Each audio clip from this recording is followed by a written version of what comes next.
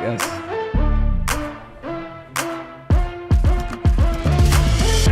Welcome back to Show and Teller. It is always a pleasure of mine to introduce our next guest. And here on Show and Teller, I'm always trying to bring incredibly interesting people who have a story, who have wisdom that they can share, who is contributing to our society, to our community. And I thought, what an incredible opportunity to bring our next guest, Rabbi Jason Weiner. Rabbi Jason Weiner, thank you so much for being here at our Show and Teller headquarters. And I'm not going to say everything that you do because I want to ask you these questions and what in fact it is that you do. What's your involvement in our community, your job, and we'll just have a organic conversation. So thank you so much for being here. Okay, sounds good. And Rabbi Teller, I'm a big fan of the work that you do, so it's an honor to be here with you. Thank you. I appreciate it. Thank you so much. So Jason, tell me, where are you from originally? I grew up in Palos Verdes, California, the LA County. LA County. And have basically lived in California my whole life. Were you raised, was rabbi track? Was that like, is that how you were raised? Or No. I was not on the rabbi trajectory. I mean, my family were very proud Jews, and we were involved in our local synagogue. I think probably my sister was the more religious one, more involved one growing up, but we were not observant, and we were not. I was definitely not planning to be a rabbi. I wanted to be an architect when I was growing up. Okay, amazing. What high school did you go to? I went to Palos Verdes Peninsula High School. Amazing. And then university? And then I went to Cal State Monterey Bay. It was just opening up the year I graduated from high school, and my mom and my stepdad both taught at a Cal State University, and there's a thing there that you get half off per parent that teaches. And my mom was on a committee that was founding this new university, and she said, it's going to be amazing. They're going to have this new thing there called email, so you should go there to find out what email is. Don't age yourself, Rabbi. Seriously. Okay, well. So that's why I went. The beach in Monterey didn't hurt also, but. And what was your major in university? Communications. Oh, so you didn't do the architecture track at that point? No, because in my senior year of high school, I got an internship in an architect's office, and I learned from that architecture was not for me. Not for you. So you went the communication route. Right. Did you play any sports, or were you extracurricular activities? And Yeah, I anything played like that? baseball. I was on the baseball team at Cal State Monterey Bay, the inaugural team there. And that was my life, pretty much, was baseball and school. Okay. So I don't know where in the story this falls, but at what point did you say, was there a transformation and you started going into this whole more practicing religious, I want to be a rabbi type of track? Yeah.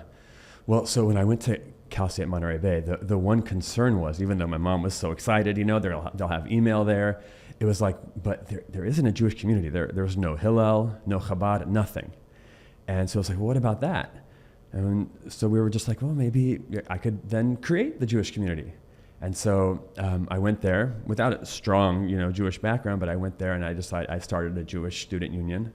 Wow. And I sort of became the rabbi on campus. I didn't have the proper education or knowledge or skills to be the campus rabbi, but in some ways, first of all, it was a place of activism, and people were very idealistic about different things. Environmentalism and animal rights and different movements that were very inspiring, and people were very dedicated to them. And I was sort of like, well, I guess what's my movement like? And so as I was creating this Jewish club and getting to know the Jews on campus, first of all, they would sometimes have questions, or we would do events, and I would realize like I actually don't know what I'm talking about. Or I'd also realize like this is also really fun and exciting, and like I do believe that religion and Judaism can be a positive force for helping the world. So actually I applied to go for my junior year abroad to Hebrew University in Jerusalem. Wow. And that was where I kind of really started to get formal Jewish education. I was at Hebrew University part of the day, and I spent most of my days there actually in yeshiva learning. So for our audience that doesn't know, so what is yeshiva? What is exactly that? So in university, at Hebrew University, it was a great place. It's traditional, university. I took classes on Judaism and Hebrew.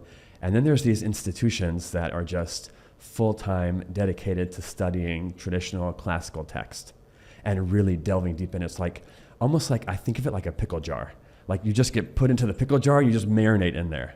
And it's just like a full experience of just like being totally all day in this like studying, asking questions, learning.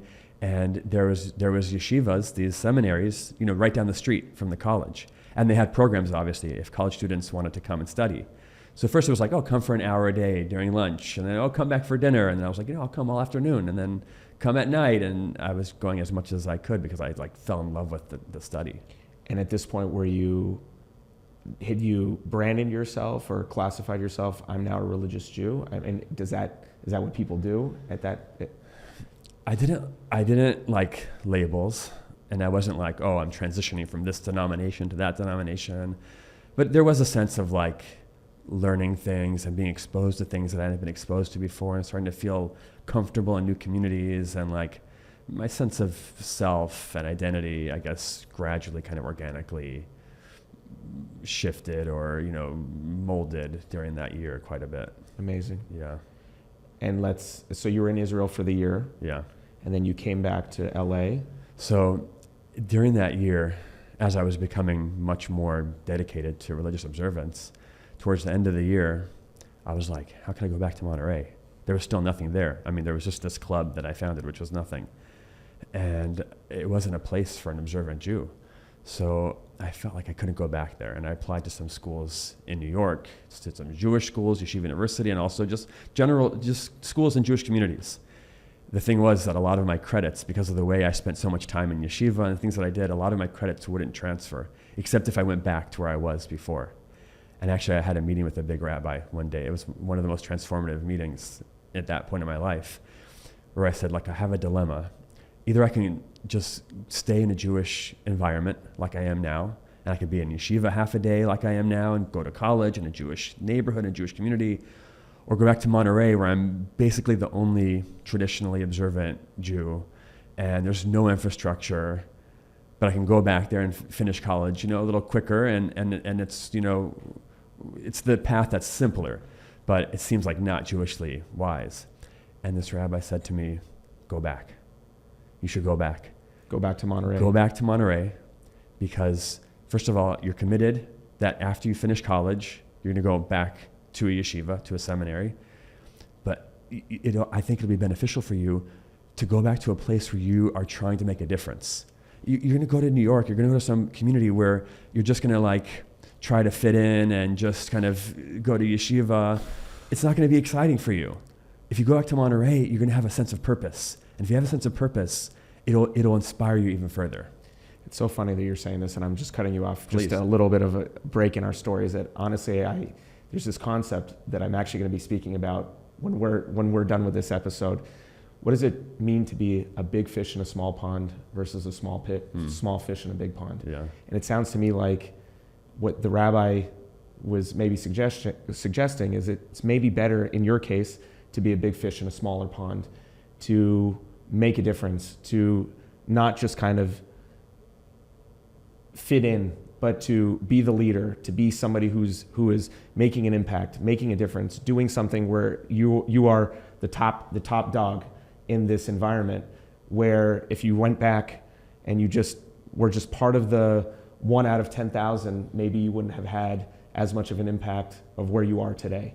I don't know, but that's kind of what I was hearing, and maybe that's wrong, but no, looking back, I think he was very wise. I was shocked. I was shocked by his advice. I could not expect it, and I didn't know what to do with it because I was already in my head not going back to Monterey. But then I was like, I decided to ask him for a reason, and maybe there was some wisdom there. And it was hard when I went back, but it was also inspiring. It was a meaningful time in my life. Amazing. Yeah. So you were there, and then what was the next chapter, next phase after that? So then I had committed to going to back to yeshiva in New York, though I did feel that I wanted to strengthen my learning skills and really grow. So I spent I ended up going to rabbinical school, but first I just went to a yeshiva in New York to just sit and learn. And so I spent about the next 6 years just studying, and that's when I also got married. And is that how long it takes to become a rabbi? Yeah, in that ballpark. 6 years. Yeah. And you were enjoying it the entire time? Yeah, I loved it. Amazing. I loved it. It was hard also. Having been in a place like Monterey, where I'm one of the only observant Jews, one of the only Jews, And it's such an open and diverse society. Then moving to New York, I was living in a very religious neighborhood where there's less diversity. It was a challenge for me at first, but I also loved the sense of mission and sense of purpose and the ability to grow and learn. So it was a challenge. It was just like a seesaw a little bit, but it was meaningful. Amazing. I want to ask you, I know that you've had some stints at being the more traditional rabbi, being in a congregation and doing that kind of thing. But if we can maybe start off how did you get into the rabbinic role that you're in, that you've been doing for X amount of years, and you'll tell us that, but how did you get into the role? And I guess that'll be the big reveal in what it is that you do, because we haven't really said what it is that you do yet.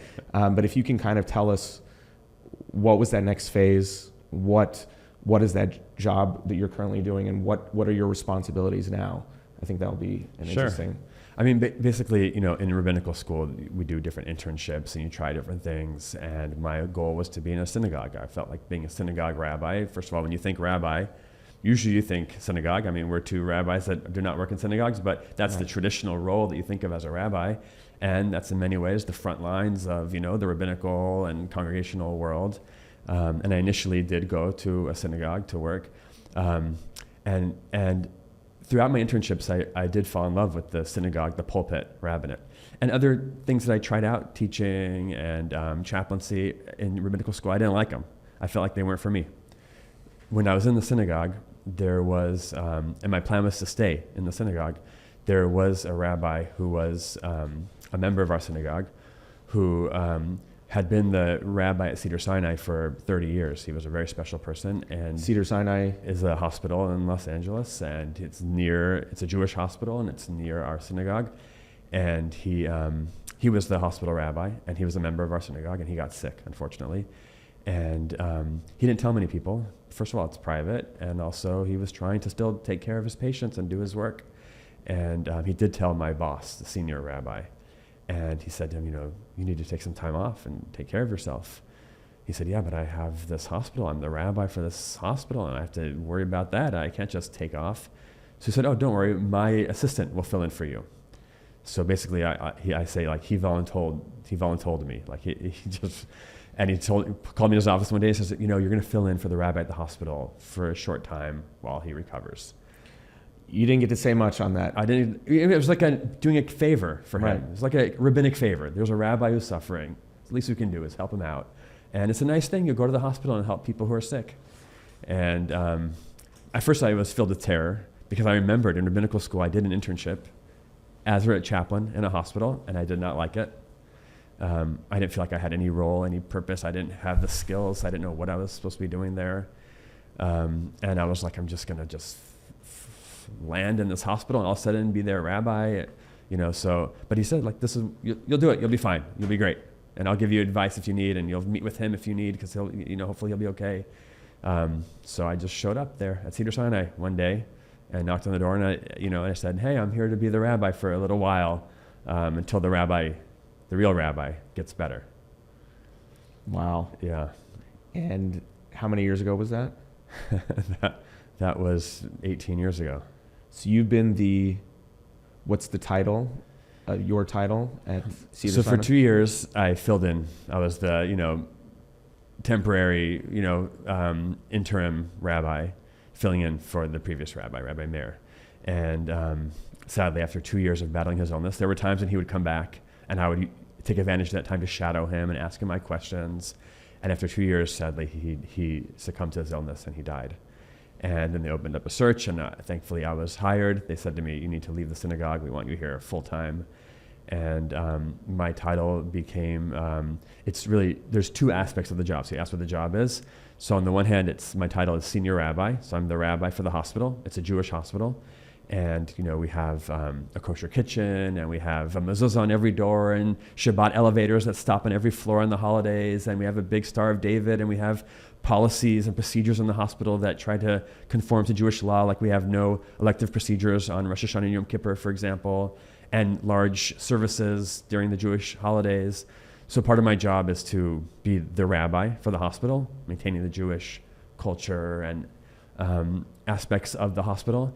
And then I'm also the director of the spiritual care department. So I oversee the chaplaincy department for all the different religions. We have chaplains from all backgrounds: Catholic, Protestant, Muslim, Buddhist, humanist. We have chaplains who are not religious, chaplains who don't believe in God. And what is a chaplain for? A chaplain is a healthcare chaplain. So there's chaplains in prisons and military, but in a hospital, a chaplain, we believe in whole patient care for the body and care for the soul.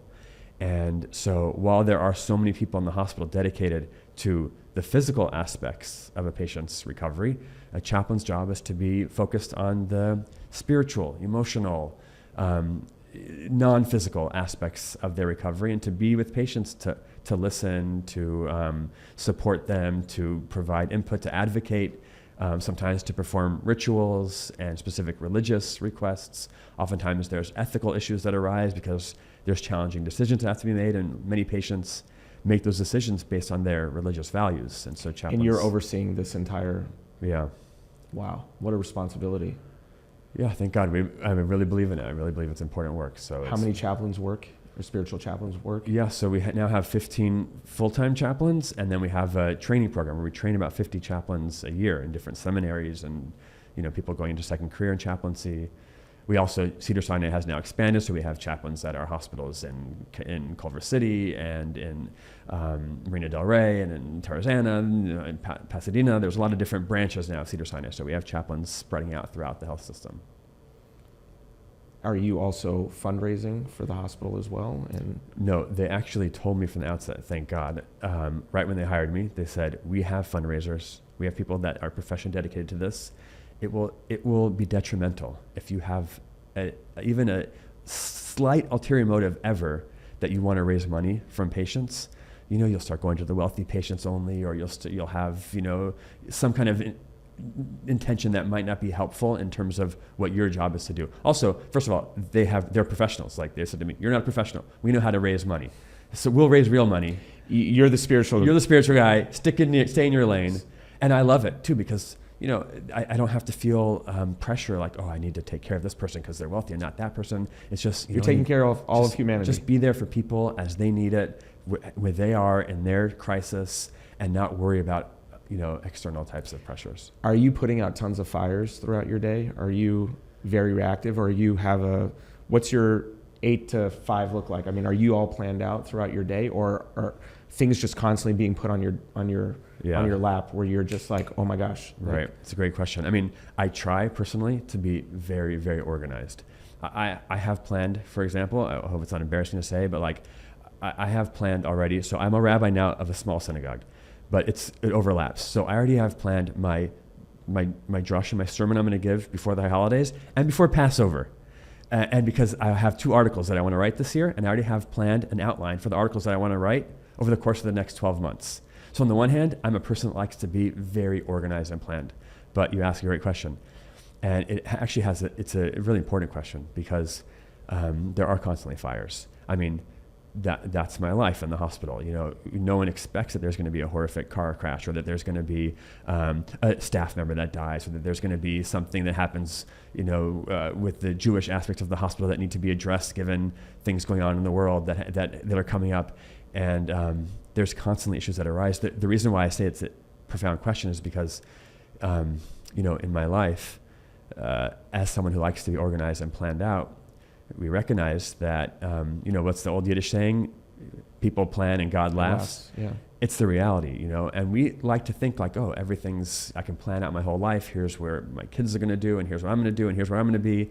And the reality of life is that, things happen, and it's you still have to keep a smile on your face. So you have to figure out how to roll with it. Roll with the punches. And being in the hospital every day, I meet people who tell me, this morning, everything was fine. This morning we had breakfast and we went to work and everything was it was a normal day. And now this happened, and now that happened, and now all of a sudden we're faced with this horrific decision or this horrific new reality, and I don't know how to deal with it. This is shock.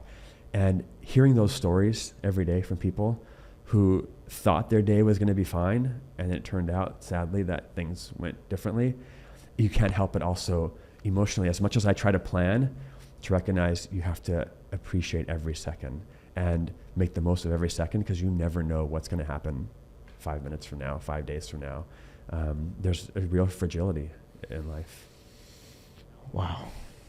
It's, I mean, that's the role of us being adults and being Right. mature and, Right. and knowing how to make pickles, you know, when you put it in the pickle jar, you Right. know, you have to know how to roll with the punches and be the role that you're in at the hospital, but also be a husband, be a father, and do many other things in your life. And Right. I think that's the mark of a good person, is that, you know, it's going to happen, but how are you reacting to it? And is this concept we've talked about on this show before, this whole idea of Gamzu Latova, everything is for the good, and this is also for the good, is that, you know, God has obviously put me in a position right now, in a role where I need to understand that there's an element of faith and there's an element of trust that everything's going to be okay. And how do I respond in this situation? And what could be my role when I'm going forward? Right. Right. So I guess I wanted to ask, what are some modern day things that you see or that you experience or that you're part of, like, if you want to say cutting edge, innovative things that maybe you can share with the audience, things that come up that could potentially be like, whoa. Sure. I mean, so one of the things I love about being at Cedars-Sinai, you know, it's an academic medical center. It's a place where there's a lot of innovation happening throughout the world right now. But just being there on the front lines and kind of seeing with my colleagues the things that are happening. And also as rabbi, just as a quick side point, but it's so inspiring and meaningful for me to see how much Jewish wisdom has to say about the things that are happening in the world today. There's these new innovations and people talk about them like, this is unprecedented. No one could have ever imagined these things. I'll tell you about some of them. And it's true that things that are happening now that are like just wild and unpredictable, but it's like when we start to look at it, we're like, well, you know what? Judaism does have incredible wisdom that can guide us in how to navigate this new technology. So for me, it's so inspiring. I love to see how Judaism is so relevant in the modern world. There's a lot of new things. I mean, one, since we're talking already about, you know, my department and spiritual care, AI is, you know, Artificial intelligence. In case you haven't heard of what AI is, AI stands for artificial intelligence. So you're like on ChatGPT all day long? I mean, like, well, we're talking about higher levels of AI. Yeah, I mean, ChatGPT is great, but AI is being used in the hospital. We have a full department, not to mention, you know, other individuals, but there's a full department dedicated just to integrating AI into healthcare. It's transforming healthcare. I think for the better, mostly. There's a lot of potential pitfalls and concerns.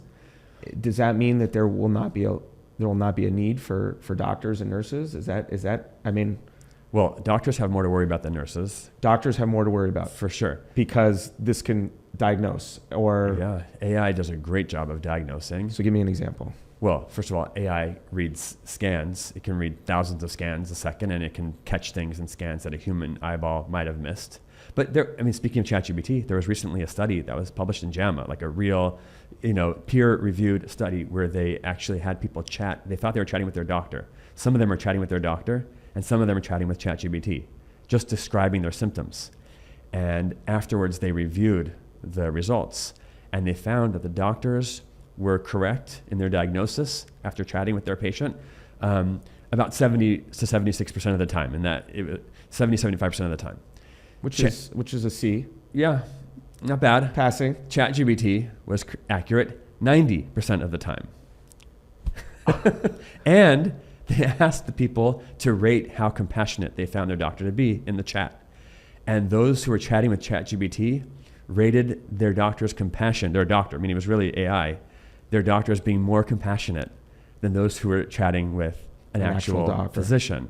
Now, I'm not trying to bash doctors. We do need doctors, especially in procedures. But the truth is, so AI is very good at diagnosing. It hears the symptoms. It scans the entire, you know, medical literature.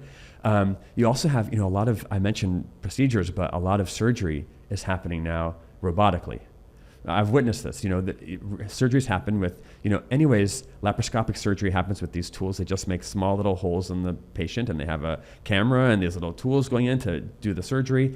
But now instead of having an individual surgeon hold the tools, they have robots with arms controlling it. And then there's the person, the surgeon, is sitting in the corner of the room, or theoretically, potentially in another room, or theoretically in another country, controlling the robot. They're looking at a screen. It's actually really cool. So the robot is not actually doing it itself. There's still the robot's a human being controlled by a human. So there's still a human factor to Yes. it. Okay. But as you can imagine, as the human is controlling the robot, they're looking at a screen. It's 3D. It's really cool. They're controlling it with their hands and their feet at the same time. When they talk, it's amplified so that the other technicians in the room can all communicate. And you have new AI programs that can now, as they're making their cuts and they're utilizing the tools of the surgery, AI can start to give advice and say, like, you know what, don't cut right there, cut over there, move your cut over a little bit, cut a little bit softer, you need to pull back a little bit, because it's seen so many surgeries, it can figure out exactly where the best spot is. That used to be kind of the art of the surgeon. So that's just like an example of how it happens in surgery. For us, as chaplains, one of the ways that we're now utilizing AI is that, first of all, AI is also being used in, just to build up to that, there's something called ambient AI, where AI, when a doctor is meeting with the patient, one of the things that used to take the longest, and is the most annoying for doctors, is that they have to spend hours a day charting, putting the information into the medical records. But now you can have a system where it's just listening to the conversation, it's analyzing it, it understands who's the doctor, who's the patient, it then prepares a chart note afterwards for the doctor can just quickly check it, edit it, but then it also hears it so it can then give points to the doctor, say, like, you know, make sure to ask about this, you might suggest that intervention or this drug. It can even now is become so sophisticated that it can even diagnose based on just hearing the patient's voice. Even cardiovascular disease can be picked up just in a person's voice. Come on. So the ambient AI is listening. It's also getting to know the patient.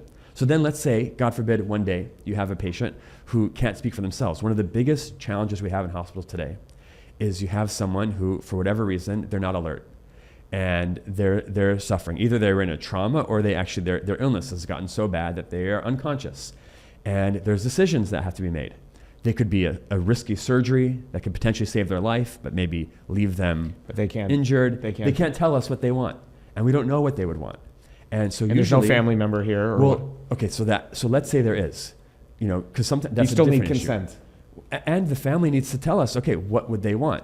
But the family has to struggle and think, okay, what would they want? Have we ever had this conversation? So AI has the ability to say, well, you know what, based on our listening in on their conversations, or scanning their social media, or scanning their emails, or scanning their text messages, we now know this person. And you drop your jaw a little bit, but there was another study, this was a very recent study, it's not even published yet, but the University of Florida did a study, it's crazy, where they took patients for whom a decision had to be made while they weren't alert. The family just had to decide. And oftentimes these patients wake up and, thank God, have a recovery, and then you can talk to them. So they took the patients for whom their family decided for them, and they said, we just want to know. Your family said you would want this or that, or you wouldn't want this or that.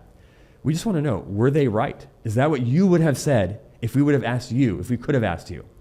And in this study, the family was right 40% of the time. Now, 40% of the time means the family was worse than a coin toss. Yes. They were usually wrong. Yes. So then they developed at this particular group, they developed an AI, as I described, that learns about a person through different means and predicts what would this person want in this scenario. And in their study, the AI was right 74% of the time. So it's almost twice as good as the family. And what did the AI do? Was it hearing the voice, but the person couldn't talk? No, so, the AI. So that was just like looking social media or text messages. Right, the AI, they just upload as much as they can. Here's this person's social media. Here's their iPhone. Here's their text.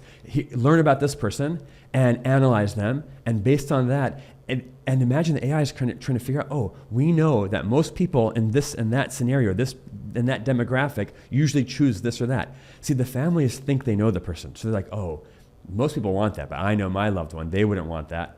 And they try to outsmart it. They think they know better. And it turns out that the AI knows better. That's unbelievable. Yeah. So as chaplains, what we're trying to do is, since this AI has this predictive ability, another thing that it's doing is it then predicts outcomes. So, you have a patient in the emergency room, and we have to decide, at our hospital, at every hospital, they're overflowing, Triage. sadly. You have to triage. Which patient do you admit, which patient don't you admit, which patient gets an ICU bed, which patient has to go in a hallway. So the AI can determine who has the best chances, who will benefit the most, and the AI makes these predictions. So what we decided as chaplains, this is brand new for us, but I thought, if the AI is predicting outcomes, which patient's likely to die, which patient's likely to live, which patient's deteriorating, we should be alerted as chaplains. Let us know which patients are deteriorating, which patients are struggling the most, so that we can send a chaplain to go visit these patients and support them. Of course, it leads to a bigger issue. You need the human. We need the human touch. We don't believe that an AI can replace a chaplain. I mean, maybe I'm biased in that, because there are people that are trying to develop AI chaplains. There's AI social workers and AI therapists and AI psychologists.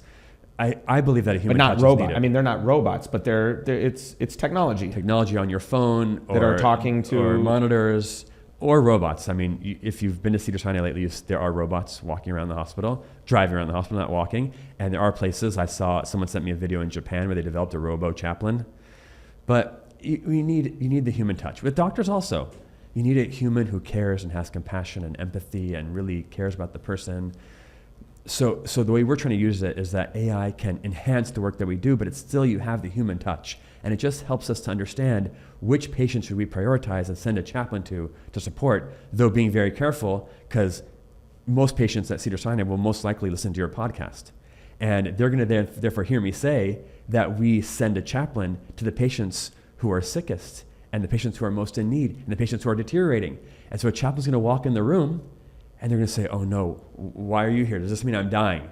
And we obviously don't want to give that impression. Because then they'll lose hope. Yeah. And they're saying, I'm sick. Right. So it's a bit of a tightrope to walk in. Like, how are we going to navigate this? And you have to say, no, this is just part of our job. We go in to see everybody. The first thing we say when we walk in the room, because of that misconception that chaplains are there for death, the first thing we say is, hi, I'm the chaplain here. I'm making my rounds. And I visit all the patients here, and I just came to wish you well. Just so they don't lose the hope bat. And they don't lose, that they're going to surrender at that point. Because people sometimes think like, oh no, they called the chaplain. Like, oh, is it that bad? Is this the end? Am I dying? And obviously that's not the best way to start the visit usually. This is incredible. This is unbelievable. I mean, again, it's 2025, and this is what the world is turning into. Yeah. AI. What is you talked about some of the technology through AI. What are maybe some other things that could happen in the next 5 years that they're projecting that could happen in this field? Another thing that's happening in medical world, it's not getting a lot of attention. People are really paying attention or seeing it, but now that we've mapped the whole genome, we know people's DNA. So it leads to there's a lot, but two that I'll just mention very briefly, two incredible and scary new interventions. One is gene editing, CRISPR. Gene editing is the process whereby, you can actually, now we know our DNA has such a major impact on so many aspects of us. Many things it doesn't, but as I'm looking at you, your eye color, your hair color, your height, there's so many things that are, your DNA, and I'm sure parts of our personality and our health. And there's actually the ability now, it's an amazing story how they discovered it, but to edit a person's DNA. To completely edit it in a way that becomes inheritable has to be done in the early embryo stage.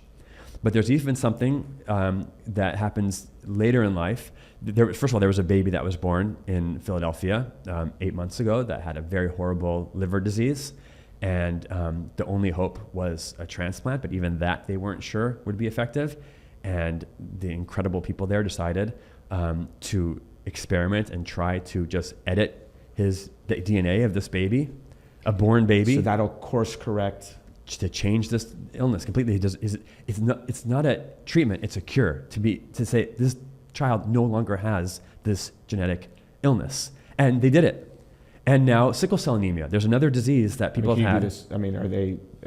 They can't really find a cure for cancer yet. But is this something that they could potentially do? Potentially it could change everything. Anything that's genetic, that's in our DNA. So especially those types of cancers which are genetic, which are in our DNA, and we know of many of them, can be just simply edited out. Now, that would be a great use of it, right? Because that's saving life. But, someone could simply say, well, I want my child to be a great basketball star. So I want to make sure that my child is very tall and very strong. Or I want my child to get into the best school. I want to edit my child's IQ. Is that appropriate? Like, it's one thing to edit out cancer. That's a great use of gene editing. But to really manipulate humanity, and if we say no, which I think many people would say, yeah, this is scary, this is playing God. What will we do if other countries, let's say in other places, they don't come to the same conclusion and they do start editing them? Do we not have to keep up? I mean, it's going to create horrible, and by the way, so I would mention too, now that we can map the human genome, another thing that we're debating right now, we are hotly debating this, is that there's risk scoring, monogenic risk scoring, outcome scoring, where we can map a baby's genome perinatally, even before they're born, and you can simply map out a person's life and say, when they're born, tell the parents, okay, great, congratulations, you have a healthy child. Oh, but they are going to have, this child's going to have, let's say, I don't know, something mild. Oh, very bad acne as a teenager. Oh, and they're going to have... They can and they can start seeing anything, if it's genetic, they can start seeing, oh, and this person's going to have, let's say gray hair very early, something that's not a big deal. Oh, but they're going to have early onset Alzheimer's, let's say in their 50s. They start telling you things about your child when they're born. It's one thing to hear, oh, your child has a heart problem that we need to do a surgery on right now. Okay. But to foresee something. Foreseeing things. I mean, that's like, I'm thinking Back to the Future, and going into a time machine. I just see that, I mean, on one hand, that's incredible, but I also just see it that it could potentially take away the free will of somebody, Right. Because to what extent? I know my future to some degree. How am I living my day in, day out, when I know something is going to happen potentially in the future? I mean, is it for sure? But at the same time, it's like, I don't know if I would want to know that. Right. It can be terrifying. But by the way, because now how do I live my life going forward, day by day? Right. On the one hand, it could be terrifying, and it's like, why do we need to know this? On the other hand, some of these things, there are interventions that one can do to try to prevent it or stop it. And there's already been lawsuits. For example, speaking of AI, there's already been lawsuits when there are things that we can do, but we decide for, ethical or budgetary or whatever the reasons are that like, well, I don't know if this is going too far, and then we don't do them. And then a family finds out, let's say things don't go well, and they find out, you could have done this or that. Why didn't you do it? And there's already been lawsuits for not doing things that we think it's maybe going too far. Because you made a great point. There, sometimes, first of all, it doesn't have to happen. Just because it's genetic, some things that are genetic are pretty predictive. We know that God runs the world. God runs the world. There's prayer. There's epigenetics. There's some things that are not genetic that can change. There could be cures that could be developed. There's a propensity for this, but not necessarily it's going to actually come to fruition. Right. And the scary part is that there are sometimes self-fulfilling prophecies, meaning because we predict something, it didn't have to happen. But now we just generate our whole life. We gear our life towards the assumption that it's going to happen, and it makes 20 it years happen. down the line. Yeah, I'll give you an example, a simple example. This is just a survey, a study just came out about this. Trisomy 18 is a horrible cardiac illness that some babies are born with. The data says that a baby born with trisomy 18 will die by around age 2. Oy. However, we know that there's a lot of outlier cases. There's a lot of cases of children that lived much longer. And researchers tried to figure out, why are some outliving that 2-year marker? And when they started to unpeel the data, they realized that what happened was when these children would come in to doctor's offices at age 2 with an illness, they would say, the data says this child is expected to die at age 2. Now they're 2, and now they're sick. It must be that this is the end, and we should make sure they have, a comfortable death and let them die. Compassionately, I'm not trying to say the doctor's doing something wrong. But they do that because the data tells them that that's what's expected to happen. However, when there are people who say, no, we're not, we want to try, push forward. And then they have these outliers and they say, oh, wow, I guess it wasn't the end then. But we assumed, based on very good medical data, because sometimes these predictions, as accurate as they are, they can become self-fulfilling prophecies, which is a big problem that we want to try to avoid. So these dilemmas are very difficult dilemmas. You can see pros and cons. How much responsibility is taking too much responsibility and knowing that this could potentially happen, or also kind of putting your head in the clouds or in a bunch of dirt and say, okay, you know what? I'm not aware of this, and I'm gonna live my best life. I'm gonna live my best life the way it is, and that's a huge thing. And then you said there's lawsuits and there's things that are going Right. on, and it's like, to what point, just in life, do we believe in God and say, Right. okay, God runs the show, but at the same time, I'm being smart. I have data. I have things which are telling me what might happen, and Right. therefore I have to plan accordingly. And the person plans accordingly, and that becomes their life. Where it's like, well, wait a minute. Be free of that. Right. Be free of that. Live your life as if you don't know. Some spontaneity. Some joy, some Excitement, happiness, right. some excitement, and I mean, that's how we live our lives. Right. But it's a big dilemma. It's a big dilemma, and I can't believe that that's like, And it's here. it's here. Yeah. And I mean, I can definitely see the upside to this whole AI thing, Yeah. and how that's saving lives For and sure. triage and prolonging and making things go and making decisions where the human factor might necessarily have botched that. Right. And I get it. But I think us as spiritual people, Yeah. and as rabbis and people in our community, we live with God. Right. And we care about humans and their soul and their uniqueness. And I just think that there's gotta, it's incredible with AI and the robots, but when does it become too much? Yeah. Where is the human factor in all of this? And there's something about a human with emotions. And even though you're telling me all these statistics that AI is predicting better emotions than humans, Right. it's still preposterous, but I would still say that we have a neshama. Yeah. We have a soul. Right. This AI doesn't have that. Right. So we're talking to a person who cares and you can talk to, and sometimes can push back, which sometimes AI doesn't do enough of.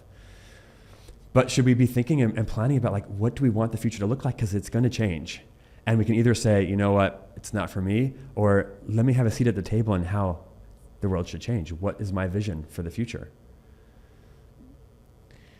So I'm going to change gears right now. There's a saying in Ethics of the Fathers, Pirkei Avot, Ezehu Asher, who is the wealthy person? Yeah. The person who's happy with their lot. Yeah. The person who's happy with their portion. And thank God you see a lot throughout your day. Do you feel that people are living with this sense of gratitude in the setting that you're in? Do you think people are feeling a sense of wealthiness and gratitude and living day to day? Sometimes we meet the most incredible, resilient people. One of the things I asked Rabbi Weiner when I was learning from him was, don't you find it depressing to be around so much death and illness? And he said, on the one hand, there are a lot of sick bodies in a hospital, but where else, when you say to someone, hey, how's it going? What's going on? How's your day? Do they just, within a minute, they're crying and opening up and sharing their darkest fears and their hopes and their dreams and their struggles. There's a willingness to talk about what really matters in life. And even though, so many people die and are sick in hospitals, the vast majority get better and leave. And there's the sense of gratitude and excitement of a new lease on life and a new opportunity. It's infectious. And sometimes it makes me to say to myself, like, I have my health. Like we have our opportunity.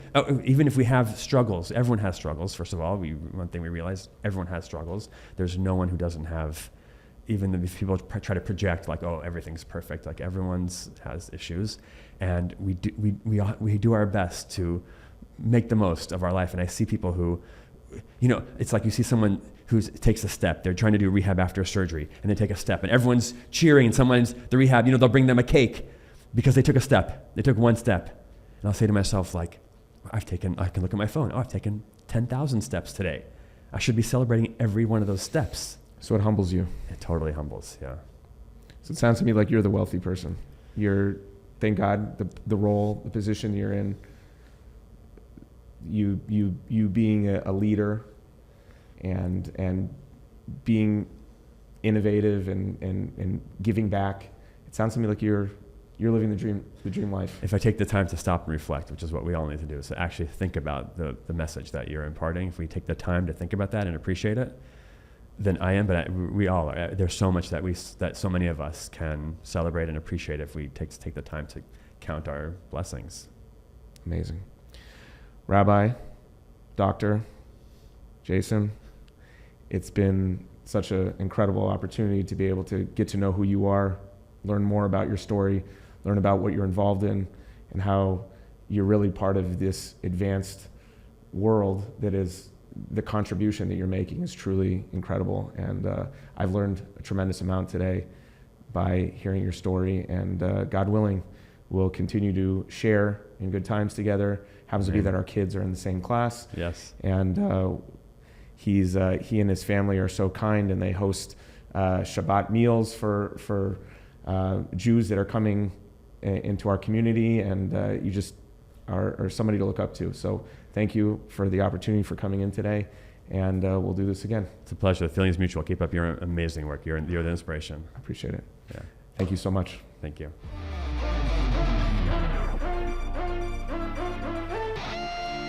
Well done. Great. Thank you. That was awesome. Fun.